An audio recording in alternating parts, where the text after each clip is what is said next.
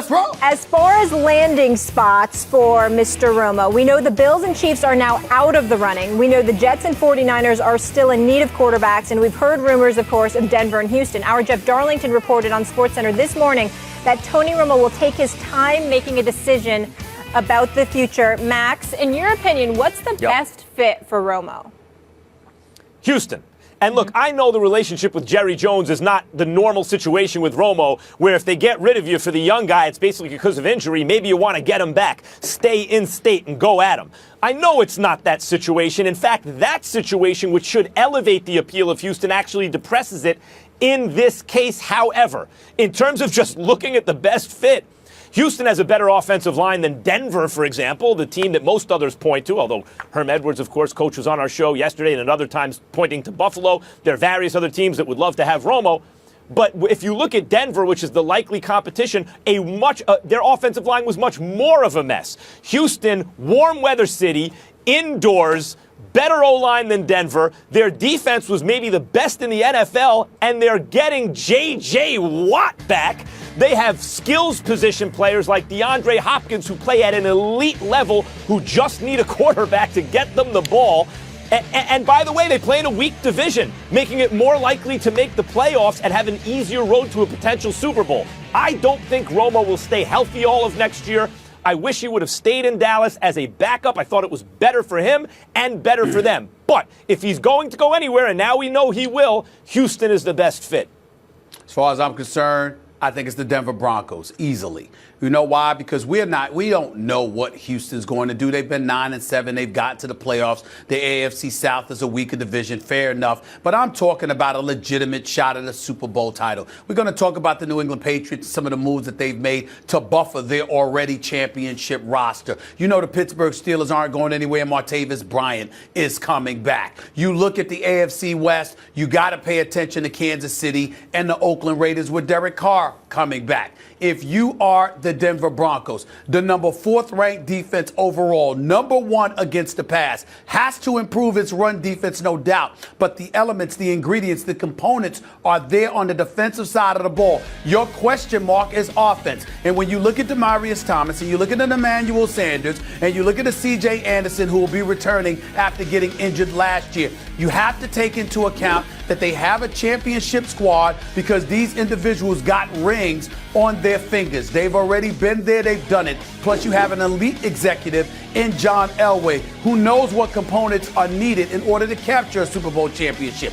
If you're Tony Romo, certainly you got to pay attention to the offensive line for Denver. You've got to buffer that if you're John Elway to some degree. But in the end, you're 36 years old if you're Romo. The broken collarbone, the back injuries, what have you. The minimal amount of time that you have left matters. Now, if Houston was a long-range plan and Romo had 5 to 7 years left in his career, I'd give you that. But at 36 years of age, with questionable health, with people contemplating whether he'll even survive a season, let alone another couple of years, the urgency of now is evident. And because that's of it, why he should go to Houston. Denver definitely has an advantage over Houston. No, that's why he should go to Houston, because of the urgency. Denver has more holes they need to plug in. Houston's ready. Houston's missing one element. Yeah, Houston's missing one element, a quarterback. Now, again, Romo's likely to get hurt, but if you believe he can stand up for most of 16 games and be ready for the playoffs. And by the way, here's the biggest hypocrisy in everything you said, Stephen A. Are you ready for this? Go ahead. Coach Herm Edwards was on the show maybe a month ago talking about Buffalo as a location, as a destination for Tony Romo. And what was your argument? Forget even about, I'm not even going to bring up the fact that cold weather. Do you think he's better served indoors in warm weather in Houston with a better offensive line, or 5,000 feet above sea level in a blizzard in December? Which one is better for Tony Romo's health? Mr. Don't go to Buffalo.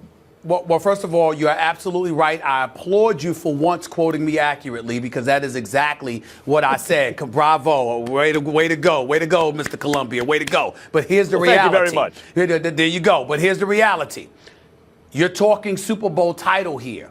I don't believe you go to Houston and they become a title contender. I think they improve, but I don't think they're ready for title contention. I view Denver differently. I don't view Buffalo that way, even if he were in Buffalo. So why go to the cold just to go home at the end of December? Whereas in Denver, the cold is definitely prevalent there, but at the same time, you're playing for something greater. So the sacrifice is worth it. You are right about the argument that I made. I absolutely made that argument. But I am saying that it's worth it in Denver. Wasn't worth it in Buffalo. And I don't think that, because I don't believe that Houston is ready. Why don't yet you believe that about level. Houston? I'm curious, because you look at the defense Houston trotted out last year, especially toward the end of the season. It was Towards a the devastating defense. J.J. Watt is coming back, Stephen A. The guy who, look, even if he's not what he was, 80% of J.J. Watt is way better than most football players who ever lived. You're adding that guy, and now you give that team a quarterback. The reason DeAndre Hopkins had a bad year, he didn't have anyone throwing him the ball. Now you got Tony Romo I think DeAndre Hopkins is a a stud. I've got questions about whatever else they have available to them. I don't have any questions about Denver only because I've seen them do it. I'm not trying to poo-poo on Houston. I think Rick Smith's got some work to do, but I also think he's capable of doing it. I'm a fan of Bill O'Brien. DeAndre Hopkins is a stud. Yeah. Lamar Miller is no joke either. I'm simply saying I've seen Denver do it. I haven't seen Houston do it, and to me, Houston is more of a question mark than Denver. That's why I would roll with Houston.